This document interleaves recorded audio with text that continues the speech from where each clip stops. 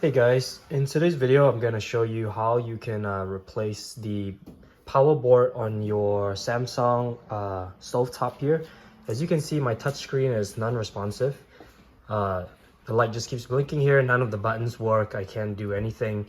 And I've tried unplugging the back, replugging the back, none of that stuff works.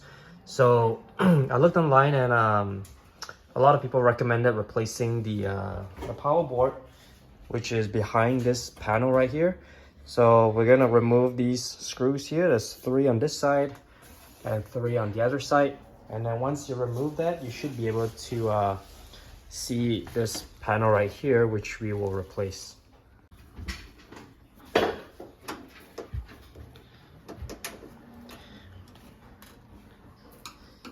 Okay, so we're just unscrewing it here, and then just make sure whenever you're doing these things to set the screws aside and don't lose them. And then for the bottom one here, just want to be careful because it's a separate panel, and basically this is how it comes off. And I'll tell you, right side here are for the right side from if you're looking at the thing in the front. So okay, so once you have unscrewed everything, you just simply lift the panel and you should be able to remove it completely off.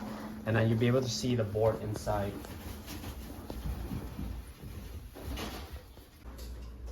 Alright, so before we start disconnecting all the cables, I would recommend you take a few photos of different angles just to remind yourself which cables goes back to which port. That's just a good habit to do. And then essentially we're just going to start disconnecting these cables right here that's plugged in. And once all that is done, we will unscrew the 4 black screws to remove the board from the back panel. Alright, and the other part that you want to remove is this piece of strip right here. You basically just pull it out, it's going to come off the port right away. Okay, so when it comes to this guy right here, you might notice that it's a little tight, but you just have to pull it out. Inside there's just 2 metal prongs, so you just basically get a good grip, wiggle it, and then it should come off like that. As you can see, it goes in there like that. So same for this guy, just get a good grip, wiggle it a little, and you might notice it's a little tight, but just don't give up, and then there you go, you unplugged it. Alright, now that everything is unplugged, I misspoke earlier. We won't be unscrewing these ones. We'll actually be unscrewing these ones up here. So there's 5 of them. 1 here, 1 on the bottom down there, and then another one in the middle on the bottom, 3, and then up there there's another 4, and the last one is down there, 5. So we'll be unscrewing those to remove the board completely. Alright, so we unscrewed everything and the board should come right off easily. There's one last screw, the 6th screw on the metal top here. So basically 1 on every corner. So once you remove it, it looks something like that. And then we're just gonna put in the new board. Alright, so this is the new replacement board, and basically you just want to put it, this is the center. So just align it right in the middle like that. And you should fit just like that.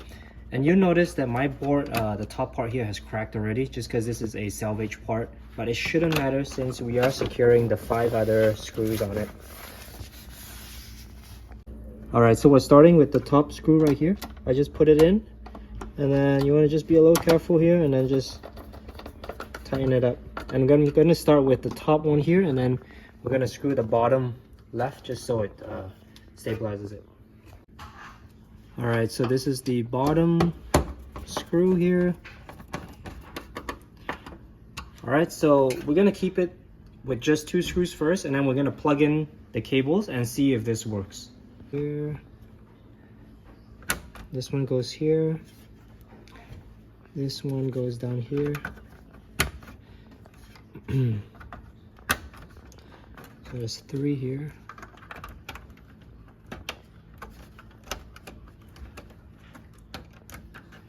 That's there.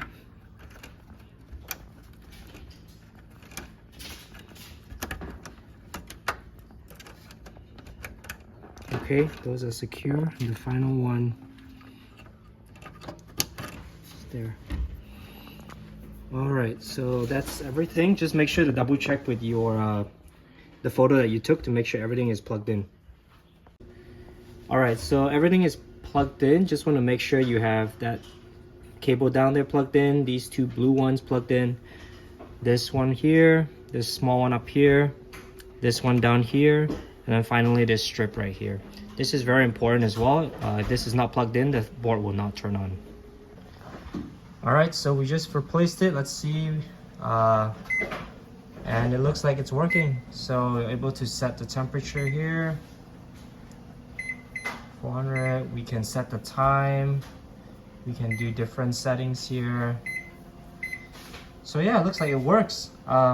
Again, if you have issues with the touchscreen, first thing you want to do is unplug and plug it back in. And if that doesn't work, then this might help you fix the issue.